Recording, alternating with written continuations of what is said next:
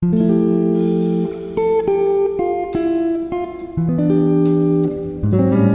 सभी ने पूर्व के वीडियो में देखा होगा कि हम रिप्रोडक्टिव चाइल्ड हेल्थ की एंट्री जो एचएमआईएस पोर्टल में हम किस प्रकार करते हैं, M1 से लेकर के M5 तक की पूरी एंट्रियां आपने देखी है। आज हम बात करने जा रहे हैं M6 टू M9 तक, M8 तक की बात करेंगे। हम पार्ट ए में जो है हम M6 से M8 तक की जानकारी पे बात करेंगे। तो आप मित्रों इसको समझने की ज़रूरत है कि एचएमआईएस में चूँकि ये प्लानिंग पर्पज़ पे एचएमआईएस डेटा का उपयोग गवर्नमेंट ऑफ इंडिया की ओर से या सभी जितने भी हमारे प्लानर हैं, जितने भी मैनेजर हैं, वो सभी इसमें एंट्री करते हैं और इसकी डाटा को लेते हैं।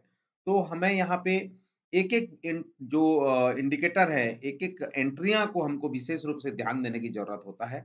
यहाँ आप हम जो M6 है, उसमें पीएनसी की बात करेंगे, पोस्ट नेटल केयर की बात करेंगे। जब हम पीएनसी की बात कर रहे हैं तो यहाँ सबसे पहले बड़ी बात ये है कि कौन से पीएनसी की बात कर रहे हैं यहाँ। यहाँ फर्स्ट पीएनसी की बात कर रहे हैं, ये ध्यान देना आपको।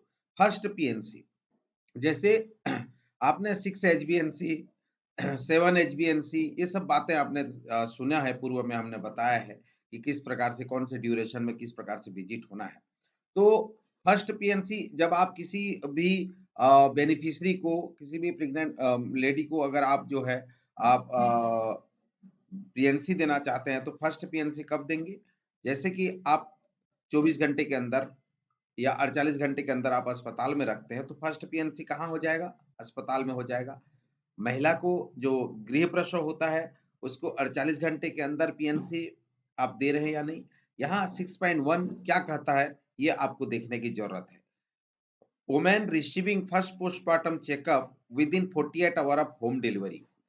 महिलाओं की संख्या जिनकी प्रसव घर में होने के मामले में प्रसव के 48 घंटे के भीतर प्रथम प्रसवोत्तर की जांच की गई है। तो जो डिलीवरी आप होता है, यहाँ पे कई बार ये देखने को आता है कि होम डिलीवरी की संख्या बहुत कम रहता है और यहाँ पे जो पीएनसी है ज़्यादा एंट्री कर दिया जाता है। भई जितनी होम डिलीवरी हुई होगी, उन्हीं महिलाओं को फर्स्ट पीएनसी अगर 48 घंटे के अंदर दे रहे हैं तो वही आएगा। लेकिन यहाँ पे ये त्रुटिवश कहें या फिर समझ की परे के कारण जो है, हम क्या करते हैं यहाँ पे डेटा जो है उसको फर्स्ट पीएनसी में दिखा देते हैं गृह प्रसव की संख्या से ज़्यादा। जबकि ऐसा नहीं होगा, जितने जो होम डिलीवरी हुए हैं, उन होम डिलीवरी को 48 घंटे के अंदर अगर आप पीएनसी फर्स्ट पीएनसी दे रहे हैं, तो आपको यहाँ पे रिपोर्ट करनी होगी। 6.2 women receiving first postmortem checkup between 48 hours and 14 days.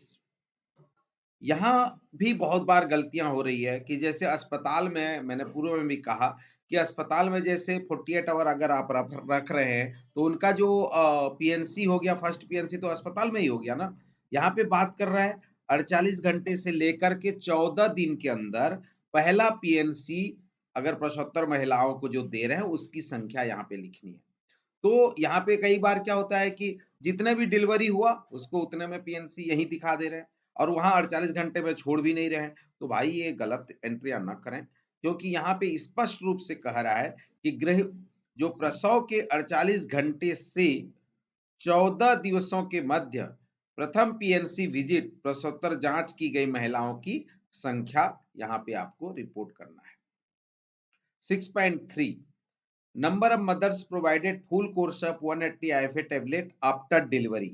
Delivery के बाद जो है प्रसव पश्चात 150 आईएफए गोलियों की कोर्स को पूर्ण करने वाली माताओं की संख्या को यहाँ पे रिपोर्ट करना है।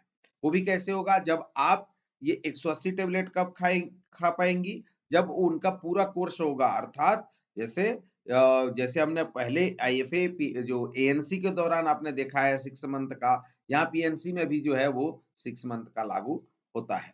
Number of mother provided full course of 360 calcium tablet after delivery. ANC में भी 360 कैल्शियम और 180 आईएफए था, उसी प्रकार पीएनसी में भी 180 IFA and 360 calcium tablet after delivery आपको देना होगा। आते हैं M7 पे। M7 की जो बात की गई है वो रिप्रोडक्टिव ट्रैक्ट इन्फेक्शन और sexually transmitted infection RTI STI cases की बात की गई है। यहाँ पे कई बार ये होता है कि जो न्यू केस आइडेंटिफाई होते हैं मेल और new case identify RTI STI के फीमेल, उसमें से कितने का आपने ट्रीटमेंट इनिशिएट किया, प्रारंभ किया। यहाँ पे 7.1.1 देखिए कितने आपने आइडेंटिटी मेल का किया, 7.1.2 कितने आइडेंटिटी फीमेल का किया। उसके बाद 7.2 में उनमें से कितने का आपने ट्रीटमेंट प्रारंभ कर दिया, शुरू कर दिया है। तो कई बार क्या होता है, जितना आइडेंटिफाई नहीं होते हैं उससे ज्यादा यहाँ पे रिपोर्ट कर देते हैं, ये प्रायः देखने में आता है। तो मैं आप सभी से निवेदन करूंगा, जो आइडेंटिफाई करते हैं उसी को ही ट्रीटमेंट तो देंगे ना। तो आपको यहाँ ध्यान देने वाली बात है इन दो बिंदु पे, जो आइडेंटिफाई होगा उससे ये तो बराबर होगा या फिर ये कम होगा, उससे ज्यादा नहीं हो सकता है। तो ये वैलिडेशन को आपको थोड़ा ध्यान देने की जरूरत होगा। आते हैं एम एट पे, ये बहुत ही क्रूशियल, और इसके लिए मैं तो नोडल अधिकारी और जो आरएमएनसीएच कंसल्टेंट, आरएमएनसीएच सलाहकार, इन सभी से निवेदन करूंगा कि ये जो रिपोर्ट है, ये जो डेटा है, जो फैमिली प्लानिंग का है, ये एक बार खुद से वो देखें। जब आप वो देखेंगे, उक्त डेटा का वो खुद से अवलोकन करेंगे, तो मैं समझता हूँ कि उसकी जो एंट्रियाँ हैं, वो सुचारू रूप से हो पाएगी, और मुझे आशा और विश्वास है कि उसकी एंट्री को करते समय वो व्यक्तिगत रूप से इसको थोड़ा-सा ध्यान देंगे। तो सबसे पहले 8.2 में जब हम जाएँगे, तो यहाँ हम 8.1 में मेल स्टेरिलाइज़ेशन और 8.2 में फीमेल स्टेरिलाइज़ेशन की बात की गई है। तो 8.1.1 में number of non scalpel vasectomy NSV oblique conventional vasectomy conducted, कितना पुरुष नसबंदी कुल किए गए एनएसबीटी और पारंपरिक विधि से पुरुष नसबंदी के कितने स्टेलाइजेशन किए गए हैं, ये डेटा जो है आपको वहां पे डालनी होगी। उसी प्रकार फीमेल स्टेलाइजेशन में लेप्रोस्कोपिक जो सर्जरी होती है, कुल लेप्रोस्कोपिक नसबंदी की संख्या कितनी है उसको हमको यहाँ पे डालना होगा। उसके बाद जो इंटरवल मिनी लैब है, other than post partum and post aberration, जो पोस्ट एबार्शन और पोस्ट पार्टम के दौरान जो है वो कितने आपने यहाँ पे स्टेलाइजेशन कंडक्ट किए। उसी प्रकार 8.2.3 number of postpartum sterilisation within 7 days of delivery by Minilab are occurred with cesarean section conducted। तो कुल स्टेलाइजेशन की संख्या प्रसव के 7 दिवस के अंदर मिनी लेब द्वारा या सीजेरियन सेक्शन से बाद जो पोस्टमार्टम स्टेलाइजेशन किया गया है उसकी संख्या यहाँ पे आएगा। Number of postpartum sterilization within 7 days of spontaneous और सर्जिकल एबॉर्शन, जैसे कोई एबॉर्शन स्वस्फूर्त हो गया हो या सर्जिकल टीपी के माध्यम से कराया गया हो, उसके बाद कितना स्टेलाइजेशन जो है यहाँ पे किया गया है। तो मुख्य रूप से 8.2.1 टू 8.2.4 ये सारे जो है फीमेल स्टेलाइजेशन की संख्या यहाँ पे आएंगे। यहाँ अलग अलग ड्यूरेशन में किए गए ऑपरेशन, अलग अलग पद्धति से जो उसमें अलग अलग डेज में जो किए गए ऑपरेशन को यहाँ पे आपको रिपोर्ट करना है। 8.3 में जो नंबर ऑफ इंटरवल आयुषिडी इंसर्शन, यहाँ जो आयुषिडी लगाए जाते हैं उसकी संख्या आएगी। इसमें आपको पीपी आयुषिडी और पीए आयुषिडी को नहीं जोड़ना है। आयुषिडी जो इंटरवल आयुषिडी लगता है वहां पे आपको ये डाटा आएगा। ध्यान रखने वाली बात है कि पीपी आयुषिडी और पीए आयुषिडी की जो संख्या है वो आगे दी जाएगी, यहाँ पे उसकी एंट्री नहीं करना है। Number of postpartum within 48 hour of delivery IUCD insertion, यहाँ पे पीपी आयुषिडी की जो बात की गई है, जो 48 घंटे के डिलीवरी के 48 घंटे के में जो है लगाए जाते हैं उसकी यहाँ पे बात की गई है। फिर 8.5 में नंबर ऑफ पोस्ट एबॉर्शन, मतलब एबॉर्शन के बाद जो विद इन 12 डेज स्पोटेनियस या सर्जिकल एबॉर्शन हुआ हो, तो वहां पे जो एबॉर्शन के बाद आयुषिडी लगाई गई है तो उसकी संख्या यहाँ पे की देना है।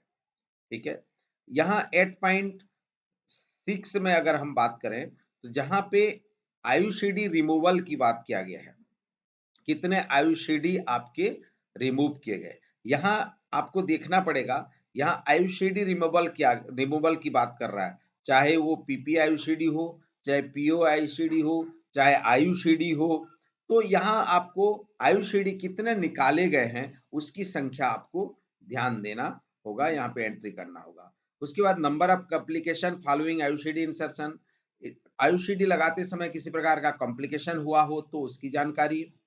अंतरा प्रोग्राम के तहत जो कंट्रासेप्टिव अंतरा है उसमें first dose, second dose, third dose, fourth और मोर देन फोर्थ डोज। इसमें मोर देन फोर्थ की बात है जब आगे की और जितने भी डोज आपको रिपोर्ट कर रहे हैं उसकी सारी संख्या जो है यहाँ पे आएगा। Number of combined oral pill cycle distributed, oral pill cycle जो आप वितरित कर रहे हैं कितने साइकिल आपने डिस्ट्रीब्यूट किया उसकी संख्या, कंडोम पिल्स डिस्ट्रीब्यूट कर रहे हैं उसकी संख्या, सेंटोक्रोम वीकली पिल्स जो स्ट्रिप्स डिस्ट्रीब्यूट कर रहे हैं उसकी संख्या, ईसीपी का तथा पीटीके कितना यूज हो रहा है उसकी जानकारी आपको यहाँ पे देनी होती है।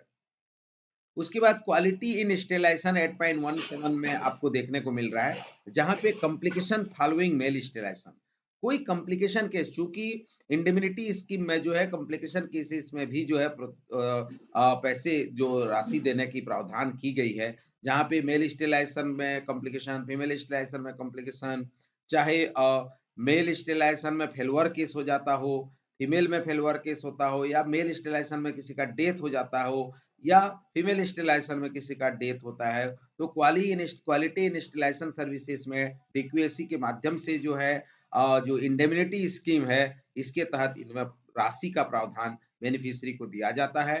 तो मुख्य रूप से अभी आपने इसमें देखा कि जो पार्ट ए में M6 टू M8 तक की बिंदु जहाँ पीएनसी की बात कर रहे हैं, आरटीआई-एसटीआई की बात कर रहे हैं, फैमिली प्लानिंग की बात की गई है, क्वालिटी स्टेरिलाइजेशन सर्विसेज की बात की गई है, तो मुझे उम्मीद है कि आप इसे समझेंगे और इसकी सही तरीके से एचएमआईएस में एंट्री कर पाएँगे। आगे हम देखेंगे part A 9 M9 to M10, तो हम उसमें भी आगे आपको बताते जाएँगे। जिन्होंने पूर्व के वीडियो को नहीं देखा है, तो पूर्व video part A M1, part A M2 and M3, part A M4 and M5 को अवश्य देखें, जहाँ पे एचएमआईएस की एंट्री को बताई गई है। आगे कंटिन्यू हम M17 तक जाएँगे, तो बनिए मेरे साथ और देखिए एचएमआईएस रिपोर्टिंग सिस्टम में किन-किन बातों को हमें ध्यान रखना होगा। Thank you.